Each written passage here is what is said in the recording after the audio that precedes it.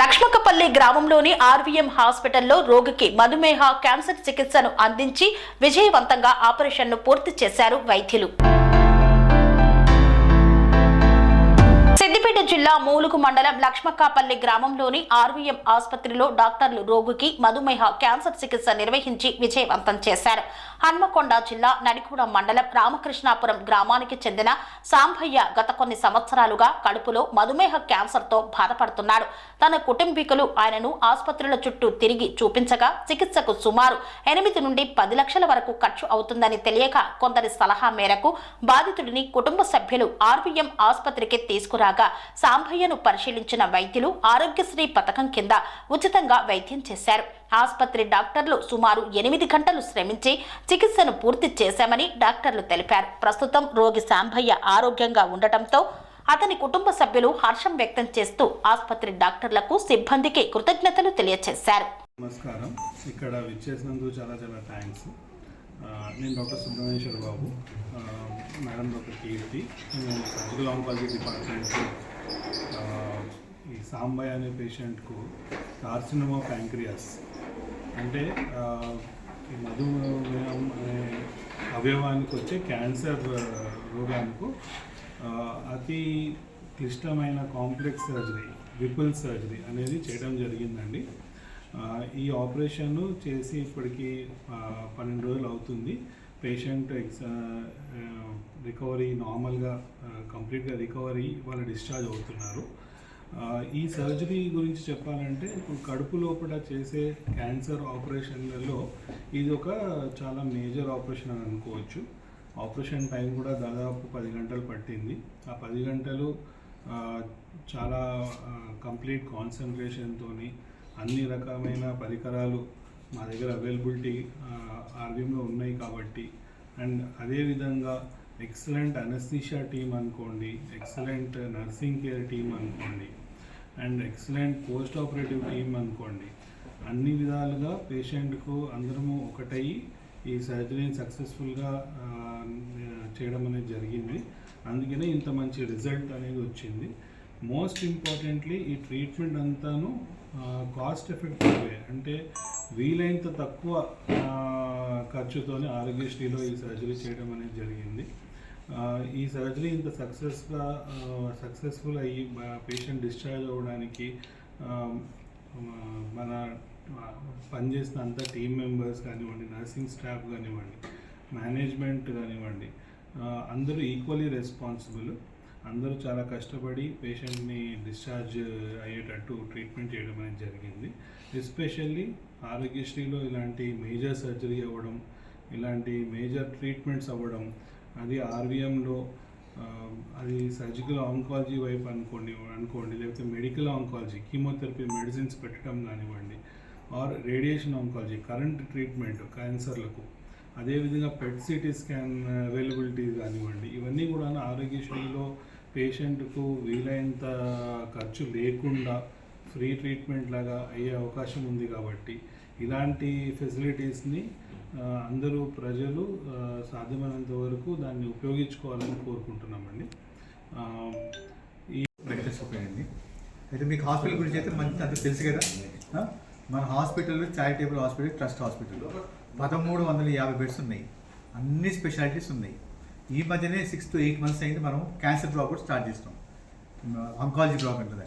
దాంట్లో ఆంకాలజీ శస్త్రచికిత్స ఉన్నది, రేడియేషన్ ఉన్నది, ప్లస్ కీమోథెరపీ కూడా ఉన్నది. 3 విభాగాలు ఉన్నాయి. ఇవన్నీ ఆరోగ్యశ్రీలు అవుతాయి. ఇదే కాకుండా మన దగ్గర ఉన్న ప్రతి స్పెషాలిటీ సర్జరీ కానీ, గైనాక్స్ కానీ ఏమైనా కానీ ఆరోగ్యశ్రీలు అవుతాయి. ఒకవేళ ఆరోగ్యశ్రీ లేకుంటే ట్రీట్మెంట్ ఖర్చు కాకుండా వాళ్ళకి అవసరం పడే పరికరాలు, వాళ్ళకి అవసరం పడే మందులకు ఖర్చు పెట్టుకుంటే చాలు. మేము చేసేస్తున్నాం. హాస్పిటల్ ఏ పైసలు తీసుకోదు. ఓన్లీ ఫర్ మెటీరియల్ ఏదైతే ఉంటుందో, డిస్పోజబుల్ సిరింజెస్, మెడిసిన్, ఆ డబ్బు ఇస్తే చాలు. ఆ నేపథ్యంలో హర్నియా చేసాం అనుకో 10,000 అయిపోతుంది పేషెంట్. అట్లా ఎక్కడ కాదు, ఎక్కడ జరగదు. ఇది మన ఇదే ఒక హాస్పిటల్లో జరుగుతుంది. ఈ నేపథ్యంలో మనం అన్ని చాలా మటుకు సర్జరీలు చేసినాము. ఈ మధ్య మనం ఒకటి పెద్ద కేసు క్యాన్సర్, మధుమేహానికి ప్యాంక్రియాటిక్ క్యాన్సర్ సర్జరీ చేసినాం. ఆ పేషెంట్ ఎక్కడి నుంచి వచ్చినాడు, వరంగల్ నుంచి వచ్చినట్టున్నాడు బహుశా. వాళ్ళు ఇక్కడ ఈ క్యాన్సర్ హాస్పిటల్, ఈ క్యాన్సర్ కేసు చేసి చాలా తక్కువ ప్లేసెస్లో ఉస్మానియా చేస్తుండొచ్చు, ఎంఎన్జే హాస్పిటల్ చేస్తారు, బస్సు స్థాపన చేస్తారు, నిమ్స్లో చేస్తారు.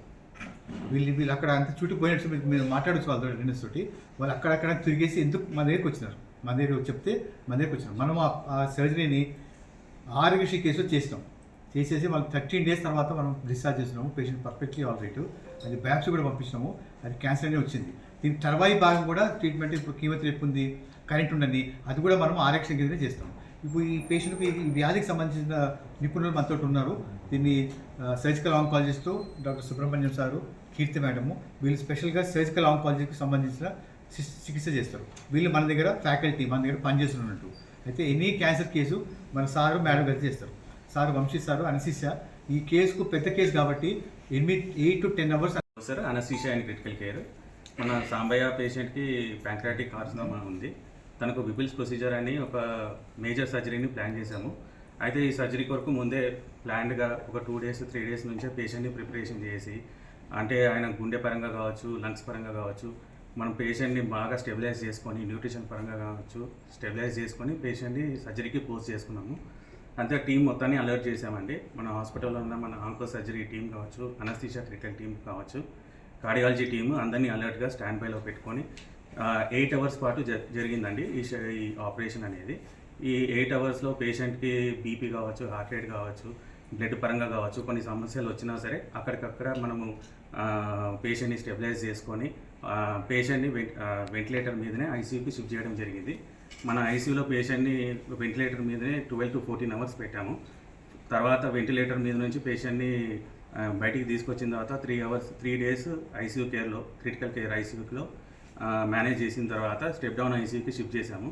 4 days తర్వాత తనకు 4 days వరకు న్యూట్రిషన్ అనేది మనం ఐవీ పరంగా కావచ్చు, లేకపోతే టీపీఎన్ పరంగా కావచ్చు ఇచ్చాము.